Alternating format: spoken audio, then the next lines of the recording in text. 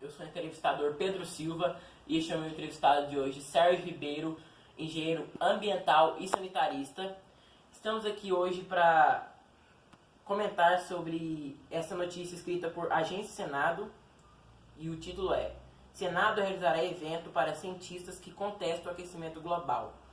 Requerimento do senador Márcio Bittar, do MDB do Acre, diz que o evento deve acontecer no segundo semestre deste ano.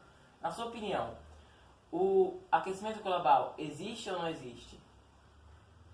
Olá, sou o Sérgio Ribeiro, de acordo com o meu entrevistador, que já me apresentou. Sou engenheiro ambiental e sanitarista e pós-graduando em gestão do meio ambiente. Então, a notícia aí já parece que é um pouco antiga, que já está falando que o Senado vai realizar no segundo semestre. Nós já estamos no segundo semestre.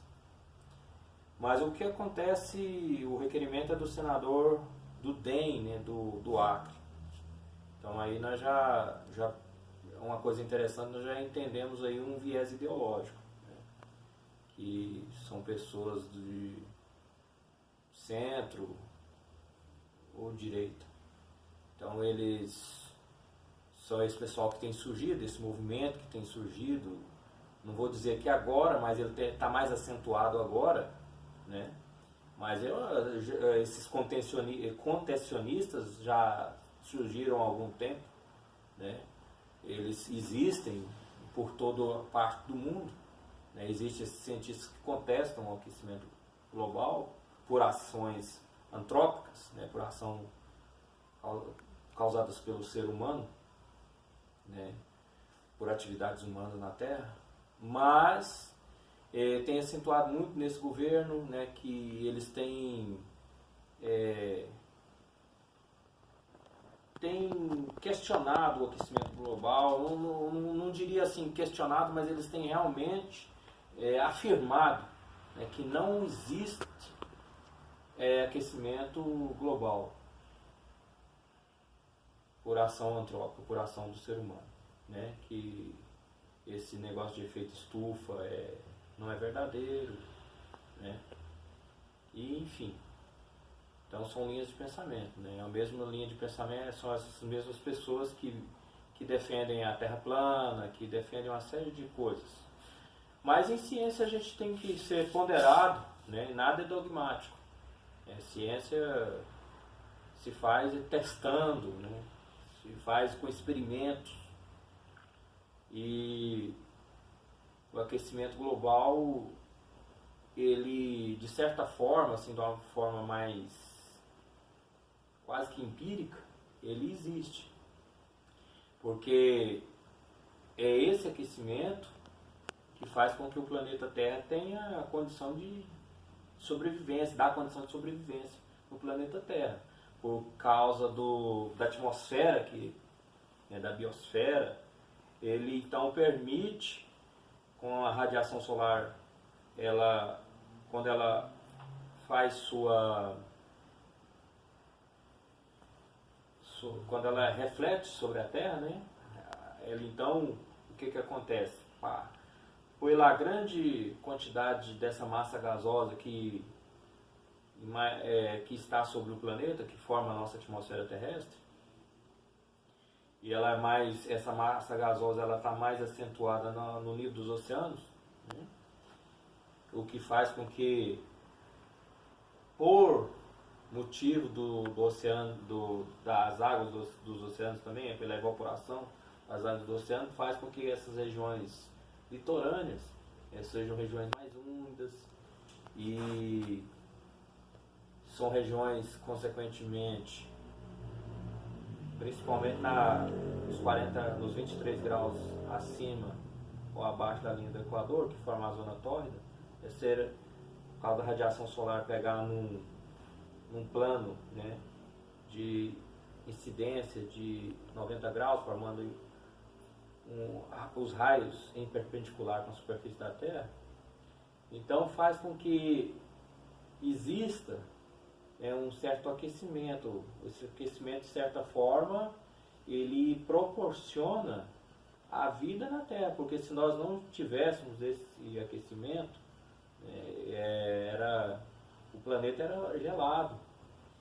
Se não houvesse esses gases, se não houvesse presença de vapor de água, inclusive nas regiões mais altas, como os Andes, regiões como o Himalaia, de uma altitude muito elevada, estou falando de altitude em relação daquele ponto ao nível médio dos mares. Então, o que acontece? Essas regiões, por ter menos gases, já são regiões mais frias. Os picos dessas montanhas são geladas, por causa da presença de menos moléculas gasosas, menos vapor de água. Então, o que acontece? De certa forma, tem que haver o efeito estufa, ele tem que existir, de certa forma. Então, ele existe, ele é real e ele proporciona a vida na Terra. Agora, a elevação dos níveis de aquecimento do globo é que seria o risco à vida, o que seria aos organismos vivos na face da Terra. Aumento desses níveis de temperatura, destruição da camada de ozônio por algumas emissões de gases, como o metano, por exemplo, que vem da decomposição das matérias orgânicas, os aterros sanitários, que são vários eu não diria aterros sanitários, eu diria os lixões a céu aberto que existem no Brasil e por muitas partes do mundo. A decomposição dessa matéria orgânica em larga escala, que gera na sua decomposição o gás metano, que é 21 vezes mais poluente do que o CO2, Isso aí é quase que incontestável, porque a gente sabe que essas presenças, a presença desses lixões, à medida que o planeta ficou densamente povoado, aumentou por toda parte do mundo, e nem toda parte do mundo trata seus resíduos como deve ser, dando uma finalidade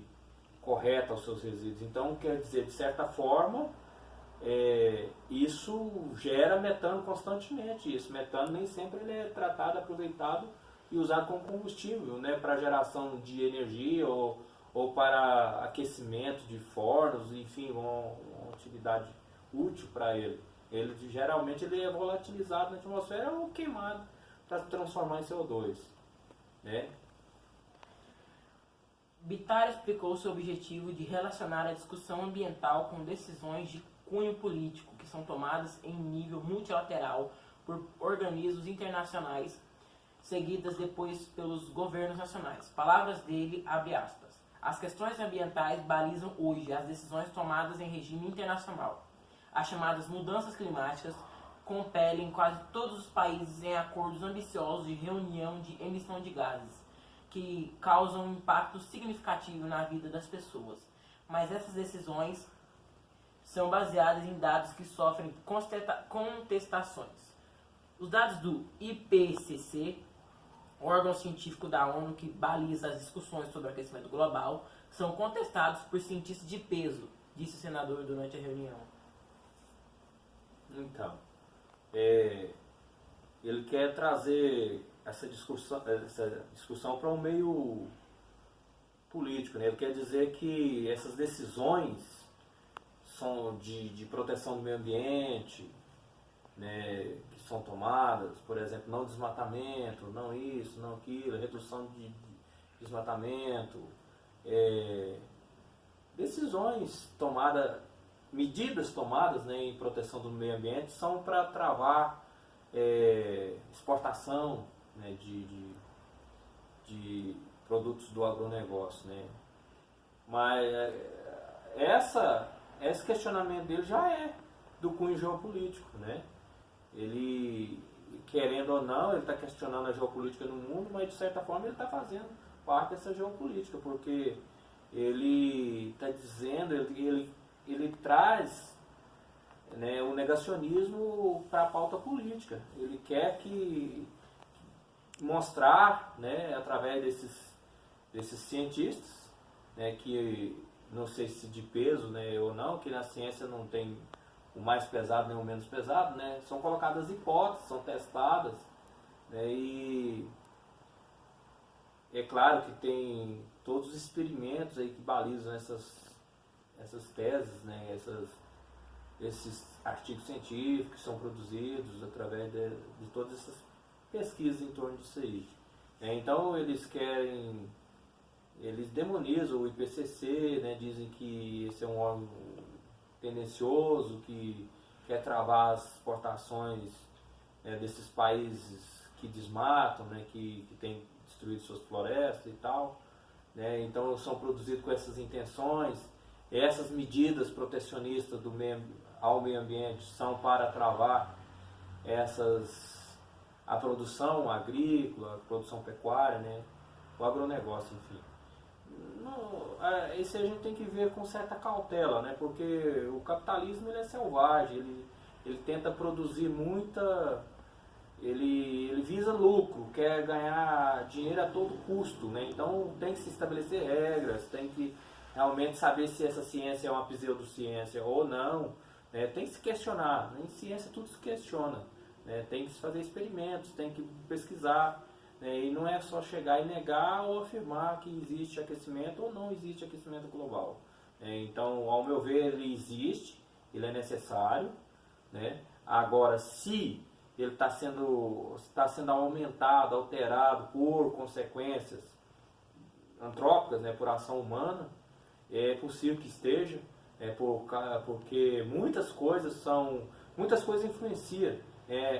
Os microclimas, por exemplo, que não sei se vai, num contexto, somando a um contexto global, vai ter importância, né, não sei dizer isso, mas de certa forma os adensamentos urbanos, com as construções, isso tem o seu albedo. O albedo é o que? É coeficiente de refletância, absorção e incidência, né? Aliás, incidência, absorção e refletância. Ou seja, todo o material, né, o asfalto, as construções em si, o telhado, as paredes, tudo vai ter a ferragem, que está exposta nos viadutos, nas passarelas, nas pontes, todas elas vão receber uma certa radiação solar, vão absorver e vão refletir outra parte. Então isso aí tudo tem influência em relação ao meio ambiente natural, quando era coberto por vegetação e tudo. Então alterou, de certa forma altera o microclima, com certeza altera. Não tem como contestar isso. Só que isso aí, somando várias cidades, com várias alterações de clima, isso aí não sei se na equação final vai alterar o contexto do clima global, né? O carbono que estava guardado lá no solo, né, no petróleo, né, esses hidrocarbonetos, o que aconteceu? Foram retirados, né, estavam um dia lá, despertaram esse carbono, usando esse petróleo, queimando esse petróleo, emitindo o óxido de carbono, o dióxido de carbono, lançado na atmosfera. Quer dizer, que é muito carbono que não existia antes, que não estava circulando, né, na atmosfera, que hoje está. Isso é incontestável por causa dos combustíveis fósseis, né? E isso aí pode alterar, pode ser que isso altere também o clima. Corta.